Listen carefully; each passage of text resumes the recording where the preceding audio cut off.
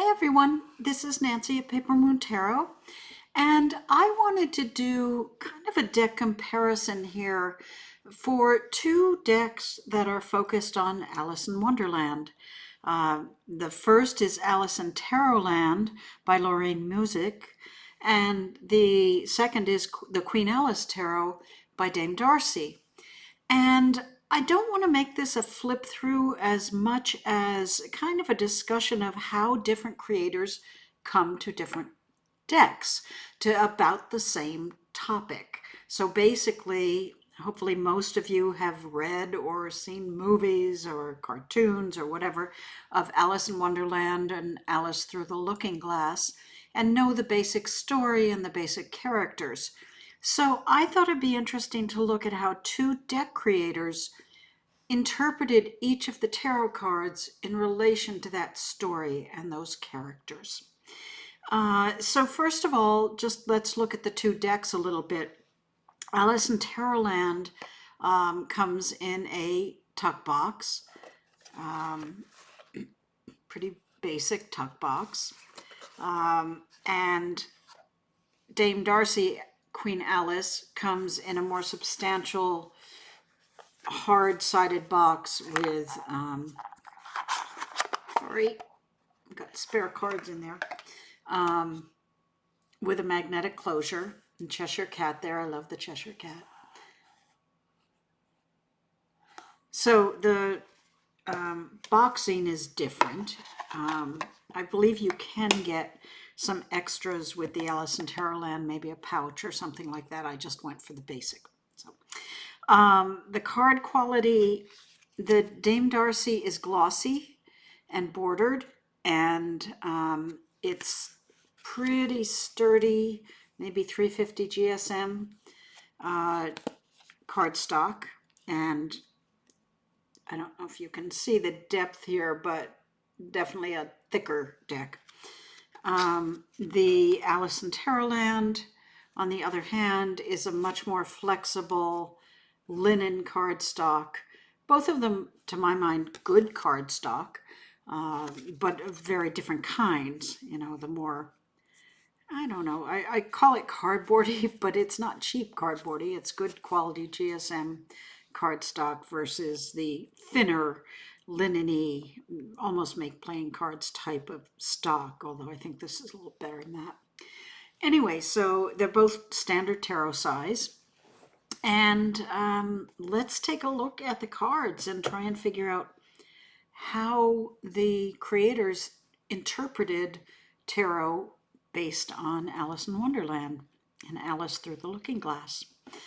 The Fool, they're both Alice. You'll find a lot of Alice in both of these decks. You'll also find a lot of blue coloring, as well as you can see in the boxes, this diamond pattern, which almost reminds me of a jester's cap or something like that. But they both chose that. The Alice's in these two cards, there's a white rabbit here on this one. There's a white rabbit here on this one. There's cards you'll find in the Alice in Tarotland. There's cards falling here and there throughout a lot of the deck. There's a teacup falling down here in the corner, splashing tea. And there's some natural elements up here. Here we're pretty much Alice, the rabbit. She's on a cliff, which this one isn't. And there's sort of a black hole in the cloud, like she's about to jump through that hole. The Magician. Now this is a very interesting card to me because I would not have chosen the white rabbit for the Magician. The white rabbit is running around with a pocket watch, worrying he'll be late, very much a numbers guy, you know, no offense to accountants, but kind of an accountant. I'm keeping track of the numbers, I'm keeping track of the time, and I don't think of the Magician that way. The Cheshire Cat works for me. It's a magical creature that appears and disappears, and, you know, it's just kind of, to me, much more the magician and kind of a con man. The Cheshire Cat deceives by appearing and disappearing. But anyway, they both have all the tools, so that works. The High Priestess, there are a few cards where the Alice in Tarotland goes towards a kind of pretty cartoony Alice versus the Tenniel Alice, the original illustrators versions. And they don't really work for me, especially not in the High Priestess, who I think of as an elder person with more knowledge, but she's made Alice even younger with this one. But both of these cards have the columns, black and white columns, reversed in this case from each other. And this one has the book and some roses, and the moon is down here in the corner, and here the moon is up top. So they've got everything. The Empress is another one that is a very different one for me. The Empress here in the Dame Darcy is more like a Hollywood red lipstick rouged character. I don't think of the Empress as a glamour girl at all. On the other hand, I don't think of her as this character who was the one who had the screaming baby, if you remember that from Alice, where this person said, "Here, take care of my baby," and the Cheshire Cat appeared. And this is a very masculine face, and this is a very flighty sort of feminine face, and neither of them is the Earth Mother I'm used to seeing. But this one does have a baby, so we'll give her that. Again, just looking at how these artists chose what they chose from the books. The kings are kings. Actually, I'm thinking this is the Mad Hatter. He's not a king, and there are plenty of kings in Alice in Wonderland. This one really chose the King of Hearts, I assume, with his page and with the rams at the bottom of the card. And this emperor being the Mad Hatter with a different hat with a crown is unusual. Okay, let's look at the lovers. We have, it looks like the King and Queen of Hearts in both of them. However, on this one, they seem to be arguing. They seem to be fighting. And they have the griffin up here, which appears quite a bit in Alice in various places. Here they have a butterfly. I don't get that imagery with the lovers, but okay. But they both use the King and Queen of Hearts in different attitudes. The Hierophant. Both use the caterpillar who smokes his hookah sitting on a mushroom, and they both use those as the Hierophant. This, I believe, is where Alice is going from being very small to very large. This creator chose large, this creator chose small. So, but they did choose the same characters from the book, so that was interesting. The Chariot. This one has Alice running alongside this creature, and this one has Tweedledum and Tweedledee as the two dragging the carriage. But the charioteer doesn't seem to be paying much attention. Okay, Strength. We both have lions, of course. We both have Alice in here. I'm intrigued by how Alice is almost standing there looking defiant with the lion backing her up. Whereas here she's riding the lion, she's holding the lion down. Different interpretations of strength in a way, having your inner strength hold you up and stand behind you versus you holding down those stronger, maybe angrier elements inside you. Yeah, it's an interesting discussion. Okay, the Hermit. We have that Griffon character here, and there's a lot of pocket watches in this deck. Time, which is important in Alice, seems to figure a little more often in this deck than this one. This one revisits our caterpillar as the Hermit. He was the Hierophant, he's also the Hermit. The Wheel is always some sort of combination of creatures around the edges. In this one, we have Alice and the Griffon, and some sort of dragon-like creature here, and the Cheshire Cat. And this one has, trying to make this out, the, oh, Alice again, I'm sorry, and the pink flamingo. She uses the flamingos to play croquet with their necks. The lion and a unicorn. So just different choices there. Justice. It's interesting that I don't see scales here. I see two columns and the cards flying around, but I can't discern, can you? Scales in here. I'm trying to get it to focus better. But this one has our traditional scales. The Hanged Man is another interesting one because I'm guessing in this one, the Hanged Man is Lewis Carroll, the author. And in this one's the Cheshire Cat. But otherwise, I don't know what character in the book or books this might be.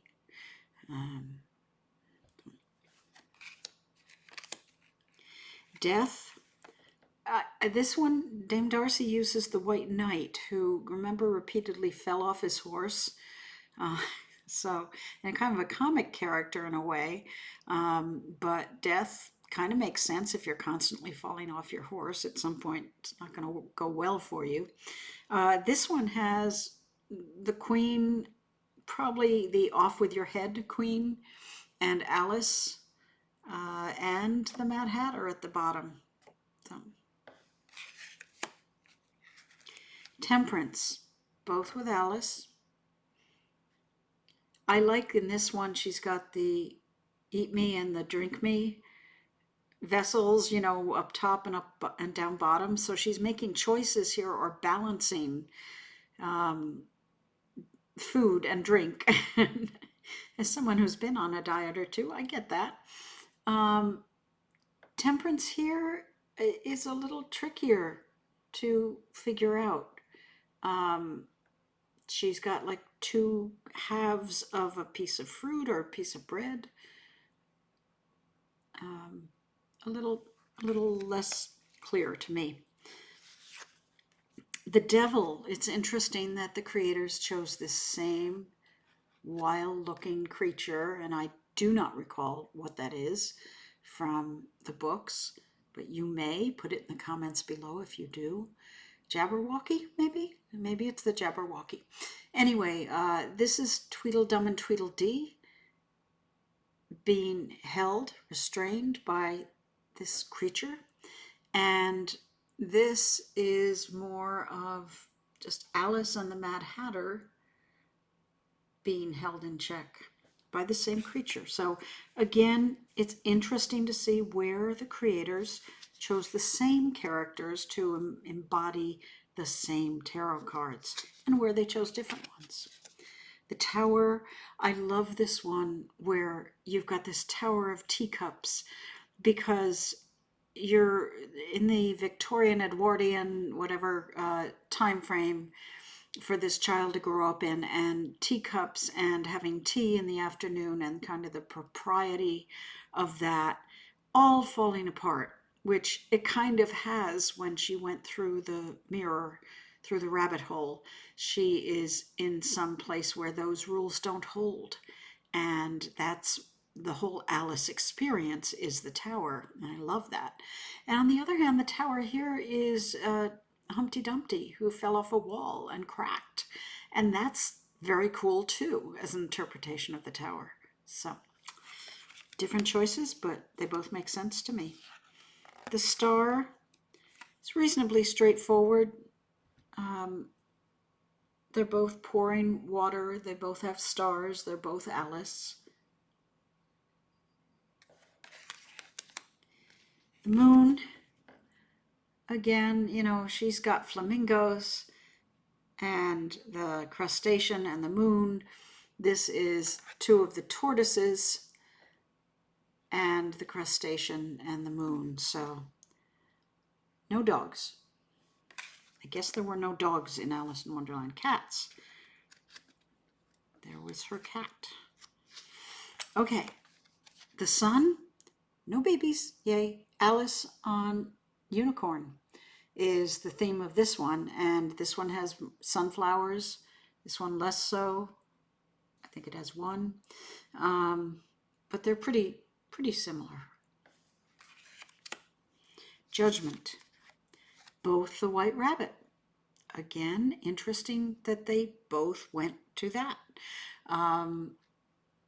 I would have seen one of the queens as a judge more than the rabbit, but okay.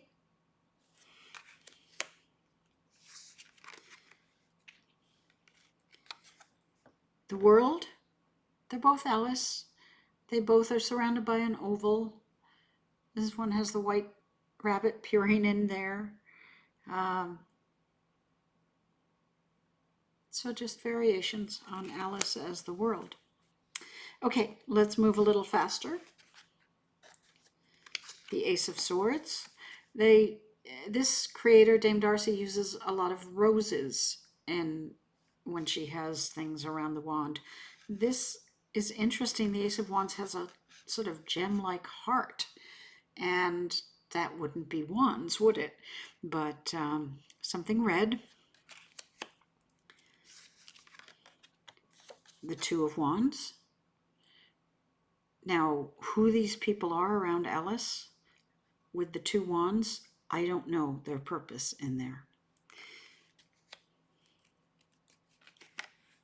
The Three of Wands. Both the White Rabbit. And again, the roses and the hearts. Three of Wands is growth. You're looking for something to happen. So I guess holding out the pocket watch makes some sense. The Four of Wands. Alice with a queen prancing through the countryside. Five of Wands.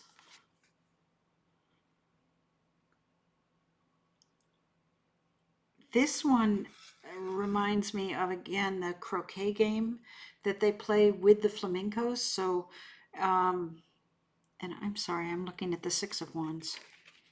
Okay, going back. Five of Wands. Okay, same thing. The croquet game with the flamencos. So it's more of that sporting Five of Wands competition. This Five of Wands has the white rabbit laying in the grass with this hand coming at him. I don't really get that one as well. Okay. Six. The Triumph on a flamingo horse.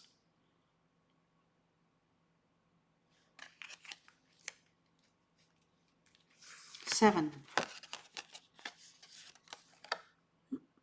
Okay, there is a character that calls out Alice as being a serpent in one of the books, and so I guess she is defending herself against that creature who's accusing her.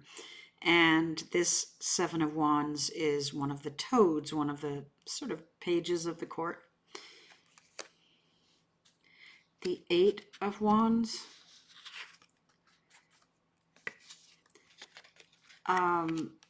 You know, 8 wands, at least this deck gives us something else to look at, but 8 of Wands, never my favorite card. But again, roses and hearts here. The 9 of Wands.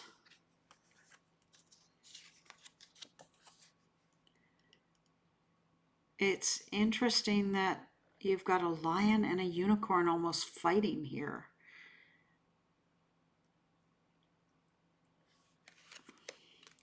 Ten of Wands. There's the lady with the baby again.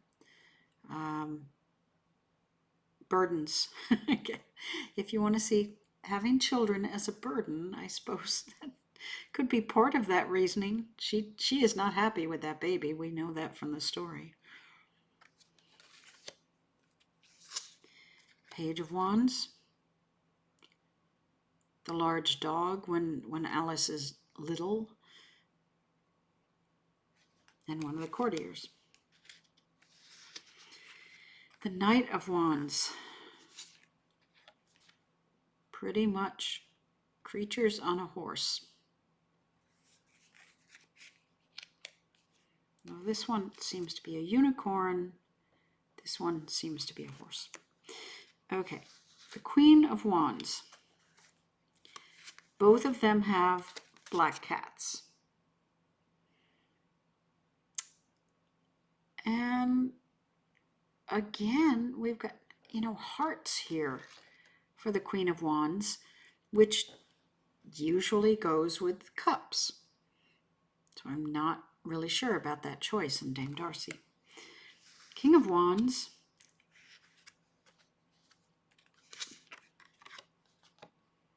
Two kings. Ace of Cups.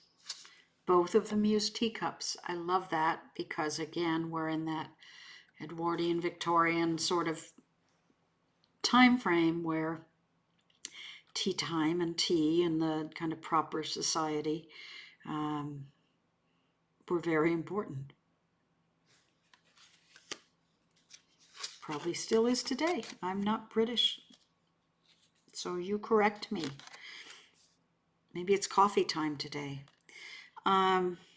Okay, we have the Two of Cups. This one has the little creature there. That one has a more of a lion type creature. And this one has Alice and a toad. And this one has two other characters. Again, I think that might be the Mad Hatter and maybe the lady with the cat.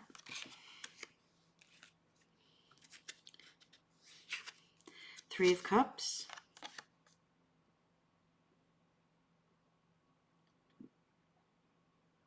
The tortoise, the griffon, Alice, the rabbit, and maybe one of the queens.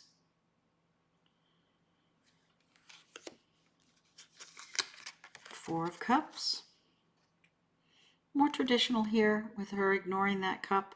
Here, it's like she's in the dark. She's not paying attention to these three cups, but she's holding one. It's a different choice. Five of Cups. I love her pulling the tablecloth out from under all the china.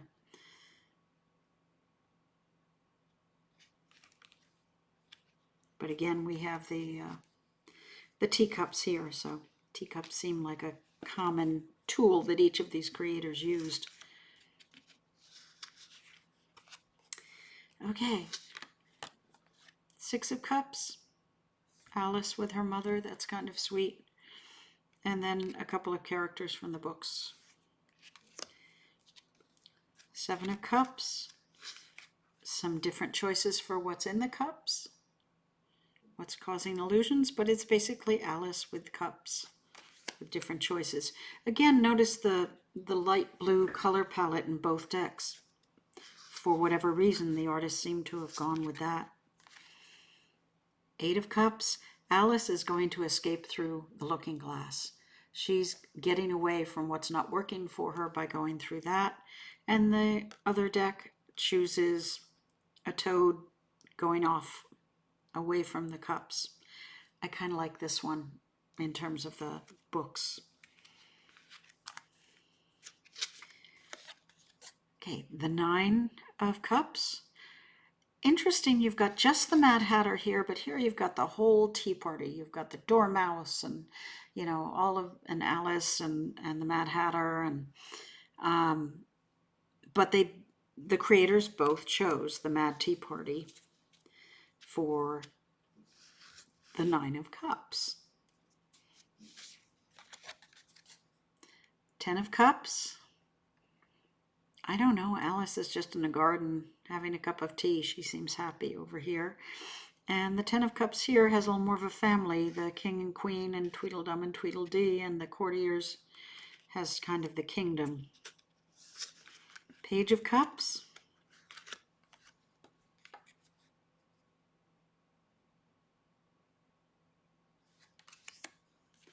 Knight of Cups. I like there's the chess piece of the knight because there is a chess game in Alice. Queen of Cups,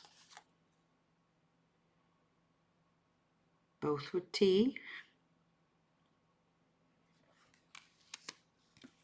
King of Cups,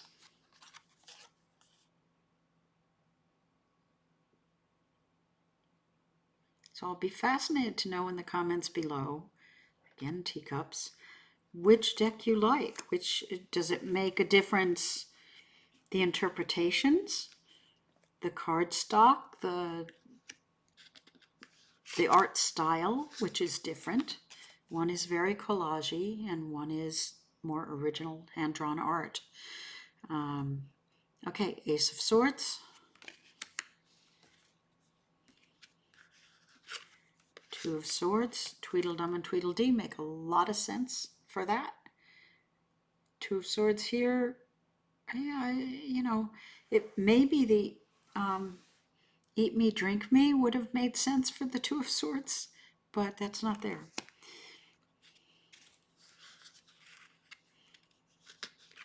Three of Swords, Queen off with her head, and here's the Queen as well, off with her head.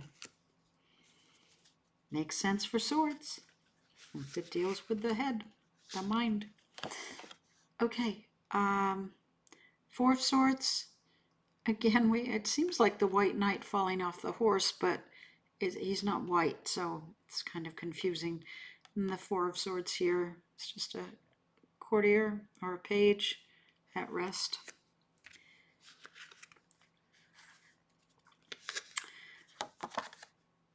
The Five of Swords, Alice and a courtier, and someone sneaking away here, which is kind of more Seven of Swords, but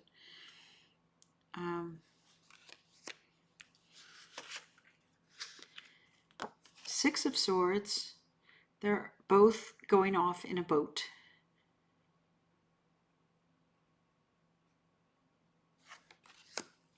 Seven of Swords. I kind of love the Cheshire Cat. I guess that's the Cheshire Cat. It's kind of weird representation of it, but with the swords hanging from the tree, because again, the Cheshire Cat is very deceptive. And here we have the White Rabbit for the Seven of Swords, taking the swords away. Okay. The Eight of Swords. I don't think that's supposed to be Alice over here. Some sort of queen or some character. This seems to be more Alice. But very bound up. I like Eight of Swords where you can see where they could just step away. Nine of Swords, both Alice depictions having nightmares. Nine of Swords. Oh, here we have a tortoise being hit with the swords, and here we have what looks to me like Humpty Dumpty. Page of Swords. That's pretty scary depiction of the Page of Swords to me. Knight of Swords. The Mad Hatter.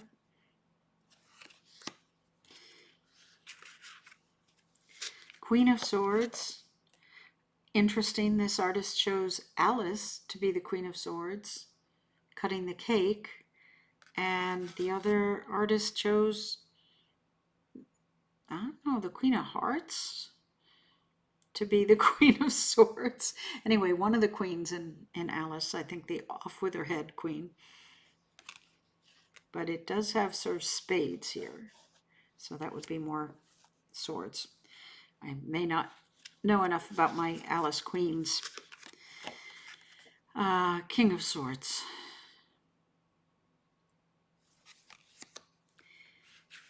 Ace of Pentacles. It's Alice peering down through the garden gate. Two of Pentacles. This is interesting because it's like Alice looking in the mirror and trying to balance the two realities, trying to make sense of them. And this one is Humpty Dumpty trying to keep his balance and not fall. Both, I think, interesting images for that particular card. The Three of Pentacles, various characters working on things together. Four of Pentacles.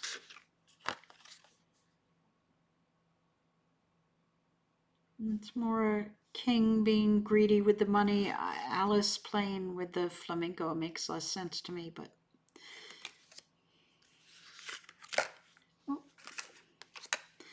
okay. Five of Pentacles.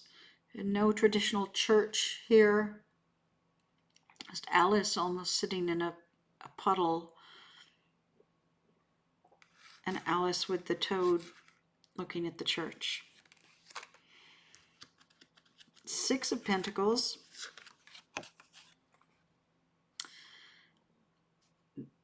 Alice and the Griffin are exchanging coins. And the Queen is throwing down coins to her servant.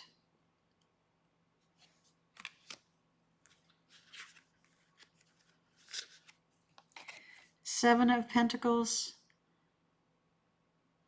This makes traditional RWS sense to me. This one is kind of complicated. It's the walrus.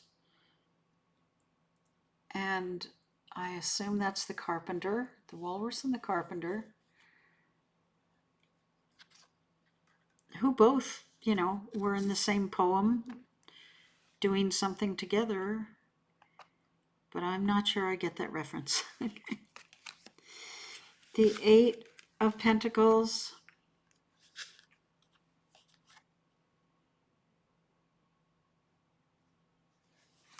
Both make sense to me. Nine of Pentacles. And please, in the comments below, if I missed an interpretation that you got, please let me know. Nine of Coins. It's one of the queens in the garden and Alice in a garden. And the Ten of Pentacles. Again, we got, it's almost back to the tea party with all the different characters, and now they've added a king. You know, just a lot of characters in both of them. So I'm sure you could interpret them both as Ten of Pentacles. Page of Coins. I love this one. I just love the art on it. It's really pretty. But the Page of Pentacles, this one has her cat. Is it Dora is the name of her cat? Something like that. King of Pentacles.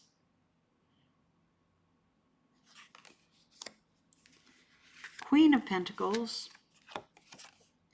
This one's a little prettier in the garden, and this is one of our less pleasant female characters in the book. I mean, you can just see off with her head coming out of her mouth. And the King of Pentacles.